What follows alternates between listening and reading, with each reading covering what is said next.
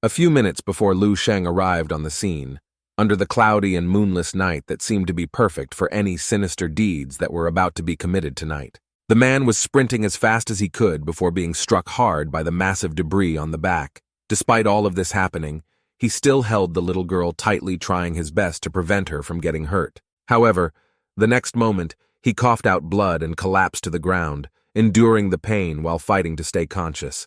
The little girl, lying beside him with tears streaming down her face, clung to his arm while shaking her arm, continuously crying out, "Daddy, Daddy, are you okay?" The man trembled all over, crawling forward with the little girl in his arms despite all his injuries. The woman suddenly appeared behind them, her smile gradually widening as if pleased by the scene. The next moment, she stomped on the man's knee, and the sound of cracking bones echoed loudly as his kneecap shattered.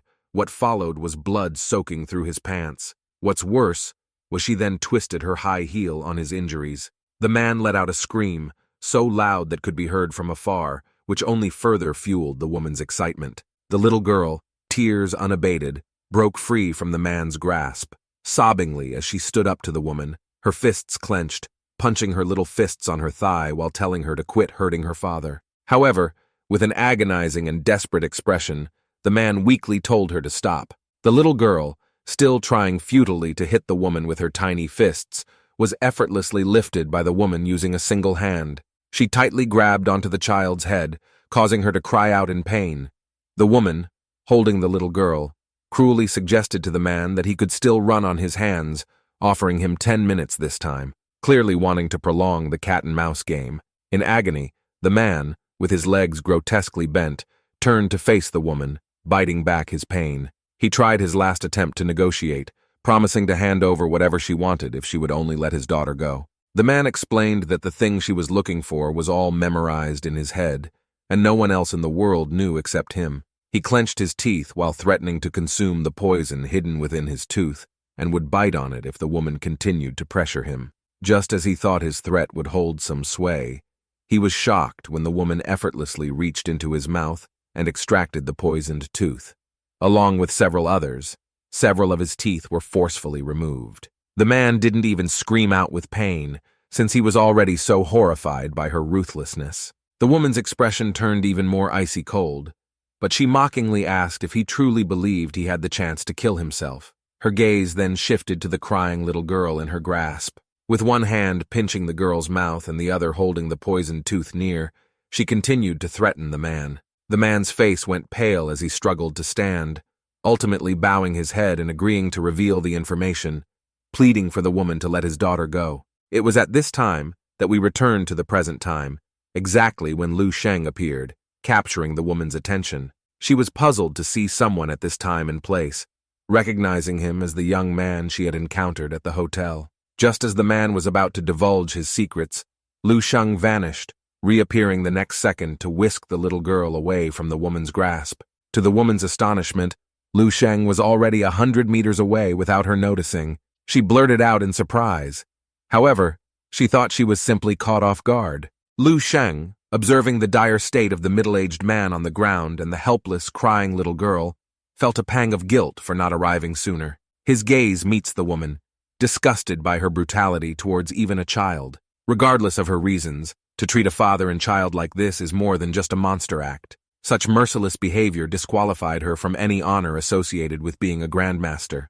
The little girl, now feeling a sense of safety in Lu Sheng's arms, looked up at him with pleading eyes, perhaps wanting to beg him to save her father. Lu Sheng smiled reassuringly at her, nodded his head, and set her down, advising her to a safer spot.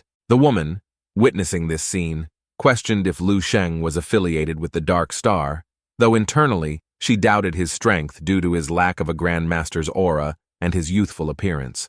Lu Sheng had never heard of the Dark Star and had no idea what it was. Either way, it didn't matter for now. After contemplating for a moment, he simply shook his head. In the blink of an eye, he was already behind the woman, causing her pupils to contract due to his astonishing speed. The intense sense of life-threatening danger escalated wildly within her as she felt an overwhelming force grabbing her, immobilizing her completely.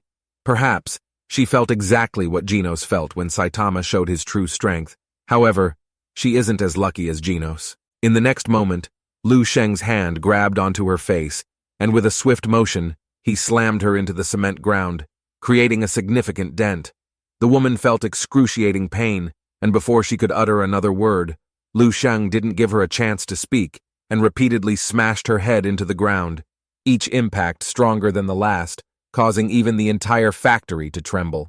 After ensuring the woman was completely done for, as the great man that he is, he treats men and women the same. Lu Sheng simply dusted off his hands, remarking on how weak she was. He then shifted his gaze to the father and daughter, causing the middle-aged man to blink out of his daze. He was unable to comprehend how a top assassin from the Loop Seal organization was effortlessly defeated by this young man. At the same time, the little girl, now hiding behind her father, looked curiously at Lu Sheng, as if the superheroes from her favorite cartoon have come to life.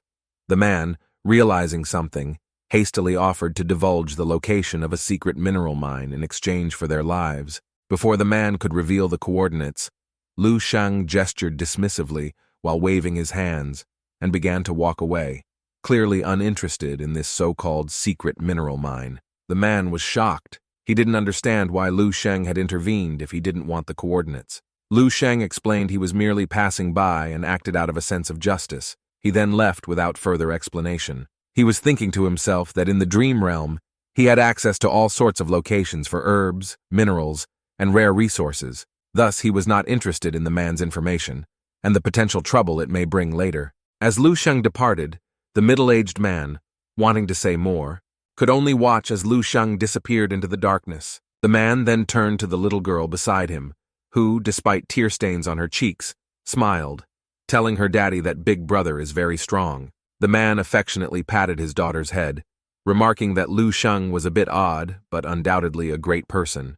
Suddenly, the man coughed up a large amount of blood. The adrenaline from earlier had worn off. He used his last bit of energy to alarm the girl, telling her that his legs are severely injured and his spine damaged. There is no way he can make it back to the city. Despite the pain, he tried his best to let out a smile at his daughter. He didn't think he would make it tonight, and urged her to flee and protect herself from now on. Just as he was about to lose consciousness, a figure unexpectedly returned. Lu Sheng lifted the man onto his shoulders, which puzzled the man and delighted the little girl. Lu Sheng let out a sigh and figured since he had already intervened, he might as well see it through to the end. Back at the hotel, he offered a healing supplement to the man, alleviating much of his pain, followed by another potion for complete recovery in just a couple of days. The man gratefully looked at Lu Sheng, and then turned to let the little girl go to bed first, wanting to speak further with Lu Sheng. After the girl obediently nodded and walked away, Lu Sheng presented a ring, which seemed like a token of some sort that he had found on the female assassin. The ring was made of a very rare mineral. The man then explained to Lu Sheng that the woman came from an organization known as Loop Seal and the Dark Star she mentioned, both of which are mysterious international organizations with unclear objectives, but active members across the globe, with plenty of members just like the female Grandmaster Assassin, as well as great Grandmasters and even martial saints among their ranks. The woman was after the location of the secret mineral mine the man knew of. Lu Sheng digested the information. However, he wasn't very surprised. In any era, there are various organizations, good and bad, some exceedingly powerful. He planned to research this organization further in the Dream Realm Fire Seed program. He then focused on how to resolve the situation with the father and daughter properly. He asks the man about his future plans. With a wry smile, the man shook his head, uncertain of what to do next. Deeply, he wished to ask for Lu Sheng's help, but hesitated to impose any more trouble. However, after a moment of thought, Lu Sheng came up with a potentially permanent solution to their current situation. The man, initially startled, quickly asked Lu Sheng for details, eager for any solution that could help him and his daughter escape the pursuit. He looked anxious, yet hopeful. Lu Sheng simply asked for the exact location of the mine. Despite his surprise, the man complied, pinpointing the location on his phone. After some additional tapping and swiping on the smartphone, Lu Sheng reassured him that everything would be all right now. The man, confused, saw that Lu Sheng appeared to only swiping on his phone for the last minute or so, and wondered about what he exactly did. Lu Sheng then showed him the phone screen, and as it turned out, he had posted the mine's location online for everyone to see. Lu Sheng knew the man's only value to those organizations was his knowledge of the mine's exact location. By making this information public, they would no longer expend resources to capture him, nor would they have any reason to trouble him further. The man was shocked and speechless. He wasn't sure if Lu Sheng was unaware of the mine's value, or perhaps he simply didn't care. A whirlwind of thoughts flooded the man's mind, leaving him utterly bewildered. Meanwhile, in an organization's underground monitoring center, operatives noticed that the signal from their agent, known as the Ninth Seal, had gone dark, indicating she might be in trouble. Reporting to their superiors, they speculated that the Ninth Seal might have been caught off guard by the mission, since it's also logical that the man might have hired grandmasters as bodyguards. Besides the monitors, there was a bald, middle-aged man, presumably two scientists, alongside several men in a lab coat. Just as they were about to discuss the situation further, another agent stumbled upon the mine's location, now viral online for everyone to see, creating a buzz in the room.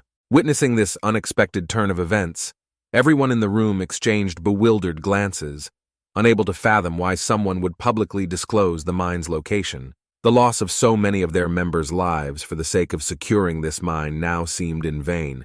One of them wondered, were those sacrifices for nothing? A man sitting at the back of the room slammed his hand down on the armrest of his chair. A cyan halo hovered over his head as he sneered, remarking on the surprise move by whoever decided to do this. Clenching his fists, he acknowledged that with the mine's location now known to all, the middle-aged man who knew its location no longer held any value. Yet he was convinced that the man wouldn't have dared to take such a step on his own. There could only be one answer. Someone must be guiding him from behind the scenes. In a fit of rage, he ordered his subordinates to find and make an example of the person bold enough to mock the loop seal and leak the secret. Back at the hotel, the man took out his damaged but still functioning phone, which clearly wasn't an Apple device, given its resilience. Viewing the comments under the post about the mine's location, it was evident that everyone was already on the move. He looked at Lu Sheng again, puzzled by how a mine worth hundreds of billions seemed insignificant to this young man. What exactly was his background? Lu Sheng, unaware of the man's thoughts, simply advised him to move to a new location with his daughter after checking out in a few days, assuring him that the storm stirred by the mine would soon pass, and then they would be safe. Wishing them luck, Lu Sheng was about to leave when the little girl, with tears in her eyes, asked if she would see big brother Lu Sheng again. At the doorway, Lu Sheng gently patted her head, perhaps just wanting to comfort the little girl. He reassured her that they would, indeed, meet again, bringing a bright smile to her face. The next day, in the suburban area of White Lake City, in an abandoned factory, a group of men stopped outside the factory. Seeing the aftermath, several men in suits stepped out and quickly found a deep pit with a body lying inside. The voice of the speaker trembled as they noted that the woman inside was no doubt the Ninth Seal. However, she seemed to be overpowered and appeared to have had no chance to resist. Their eyes were drawn to the huge crater indented deeply into the ground. The pit was so profound it seemed as though a pile driver had been used, making it hard to believe it was created by physical force alone. Exchanging glances and gulping hard, they could only imagine what horrifying scene happened here. Just thinking about it made their scalps tingling. There are only two words that can describe this: too brutal, too violent. One hesitantly suggested whether they should continue their pursuit. Another quickly shook his head, considering even a genetically enhanced martial artist using beast genes like the Ninth Seal to end up like this. And with the mine's location already public, it was just going to be a suicide mission if they continued to investigate. With this thought, they hurriedly returned to their car and drove back the way they came, deciding to stay away from this devil as far as they could.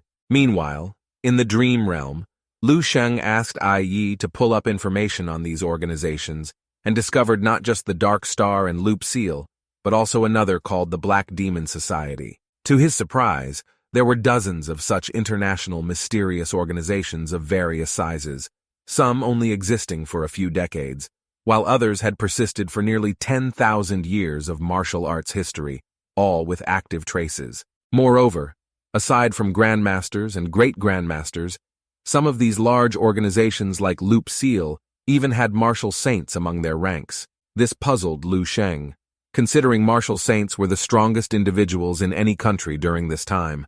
Notoriously difficult to cultivate, and generally disdainful of joining such organizations. He speculated there must be the backing of various corporations and countries behind these groups. As he delved deeper, something caught his interest. As it turned out, the Loop Seal organization was dedicated to researching genetically enhanced martial artists using beast genes which they called mutated martial artists. This not only caused several international incidents, but also led to joint manhunts by various countries. Mutated martial artists? He murmured to himself. This was a term he hadn't heard before. As he read more about these so-called mutated martial artists, he found out that they were described as warriors augmented with beast genes, resulting in strength significantly higher than the average martial artists among their level, in rare cases, tenfold or more. However, these advantages came with dangerous downsides.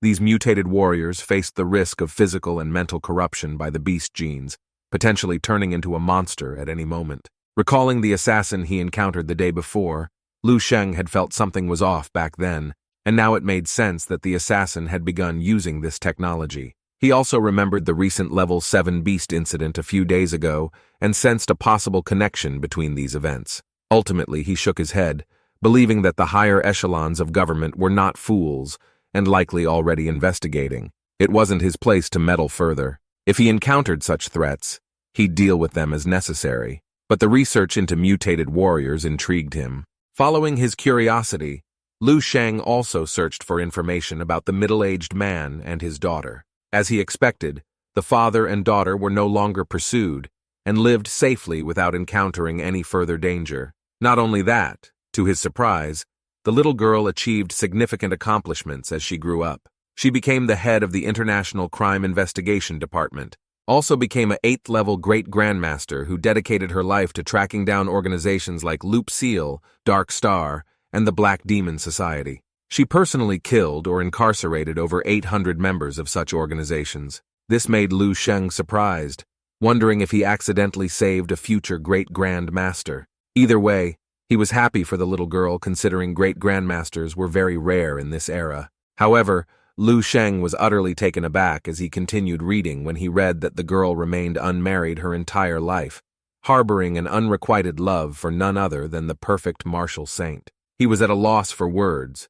Well, the perfect martial saint was no other than himself. Lu Sheng immediately shakes off the sudden image of the crying little girl who quietly sitting on the floor eating chips, hastily waved off everything. He attempted to clear his mind of these chaotic thoughts. With a deep breath, he calmed himself, deciding it was time to deal with Lian Ye, aka the scum father and son duo. In the next scene, Lu Sheng finds himself on an old street.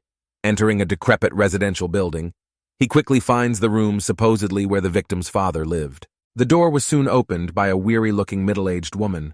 Surveying Lu Sheng with a mix of suspicion, she asked who he was and why is he there. After Lu Sheng mentioned the name of the man he was looking for, the woman quickly denied knowing him and attempted to close the door. Lu Sheng, realizing something was odd, and perhaps there was a misunderstanding, blocked the door with his foot, causing the woman to retreat in fear. He tried to reassure her gently, reiterated the name, and asked the woman again, but only to be yelled at, as she claimed that the man no longer lived there, and that the apartment was now hers, threatening to call the police if Lu Sheng didn't leave.